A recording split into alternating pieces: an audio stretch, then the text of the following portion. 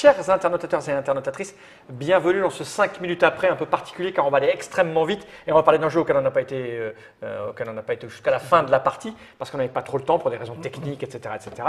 The Manhattan Project de Brandon Tibet, c'est édité en français par Marmota Asmodée, c'est pour ça que Jim était là. Comment ça va Jim? Ça va très bien. Le Mobs qui était là aussi a eu l'air d'avoir apprécié, ça va bien Mobs? Oui, ça donne très envie. Là, c'était quasi frustrant.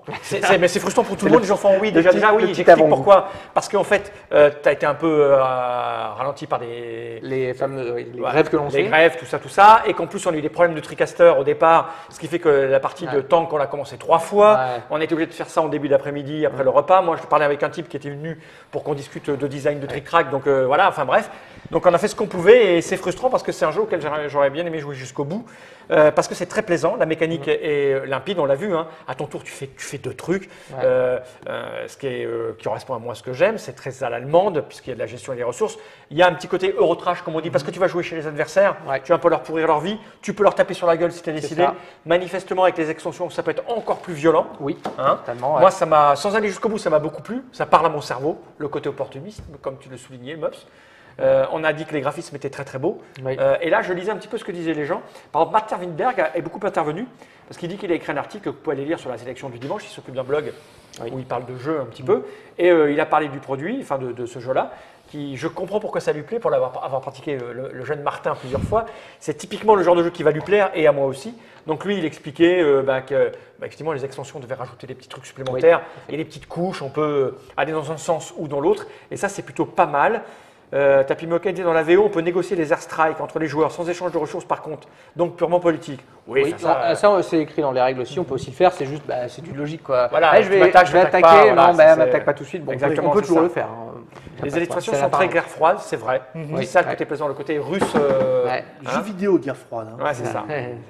Oui, Micha, c'était Super Speed, vraiment dommage parce que oui, pour nous aussi.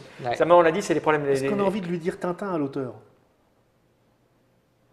Ah oui, et oui, Tibet. Traduction. Mais oui, t'es pas habitué. Hein. Ah, non. Moi, veux-toi. Alors, et comment se fait le tâtement de terrain pour voir si ça vaut encore le coup de sortir? De quoi il parle? Le tâtement de terrain. Question. Et dans un cas comme celui-là où la sortie française, malgré les ajouts nombreux, est vraiment plus tardive, le tirage est revu à la baisse. Voilà, ça, le début de section, c'est ça. Non. Pour le marché, non. Moi, non, on n'a absolument pas revu à la baisse, tout simplement parce que la plus-value d'une version intégrale en français avec toutes les extensions, pour moi, justifie un plein tirage. Voilà, oui, parce qu'en plus, avec les sorties monstrueuses de jeux à l'heure actuelle, moi, j'aurais même pas été le voir en anglais. Et en plus, comme tu le disais, c'est une version franco-allemande. Oui. Non, typiquement, il n'y a pas à revoir. C'est pas revoir à la baisse. On croit dans le jeu. On s'est débrouillé pour faire une version au global 6000. Ouais. Voilà, 6000. Donc voilà, ça reste raisonnable. Réparti entre l'Allemagne et la France. Voilà, ça reste raisonnable. Et oui, et puis voilà. Donc après, on estime qu'on a ajouté notamment suffisamment de valeur pour que. Tout à fait. Pour que le public européen soit séduit. Pour 45 €, tu as toutes les extensions. Lord Calbut, qui tout à l'heure n'était pas convaincu par. Là, il dit là, il joue, il l'a depuis longtemps, il ne s'en lasse pas.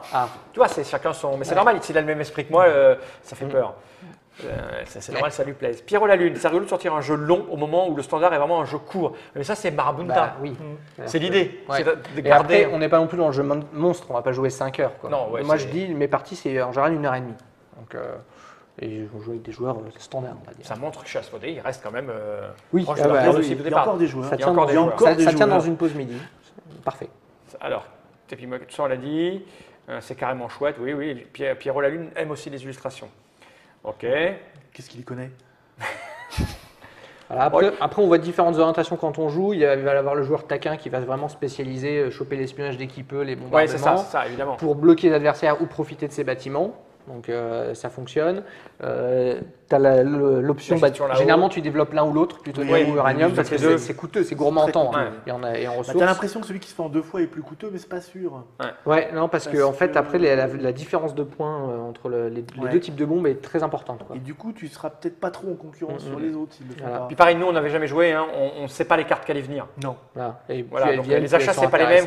À quel moment on doit aller acheter, claquer du pognon. Donc, moi, j'ai pris le coup d'aller chercher des trucs un peu chers là-haut. Tu avais plein d'argent. Voilà, j'ai beaucoup d'argent, parce que je faisais 4 par 4 si je veux. Voilà, après, il faut se synchroniser par rapport au. Si tu regardes les compositions au même niveau, moi j'avais que 3 bâtiments, toi tu étais déjà sur ta 2e rangée. Ça peut. Il y a encore des bâtiments qui n'allaient pas durer très longtemps. C'est ça. Et après, tu as le rythme, bien sûr. Le rythme avec ton reset. Monsieur Ogine qui dit qu'il vient de valider sa précommande. Voilà, on est là pour ça, pour montrer aux gens si le jeu est fait pour eux ou pas pour eux. Donc voilà. Je crois qu'on a rempli notre rôle et que M. Kenji de Bouddha dit oui, il y a quand même pas mal de jeux de 1h30 qui sortent, sauf que sur les boîtes, ils mettent de plus en plus bas. Oui, ils essayent de séduire les éditeurs. Là, c'est honnête, c'est marqué 120. Voilà, comme ça. On a tout dit. On va libérer Nod. Merci Jim. Merci Val. Merci Mops. Mais de rien. Et à bientôt pour de nouvelles aventures. Jenny Wright.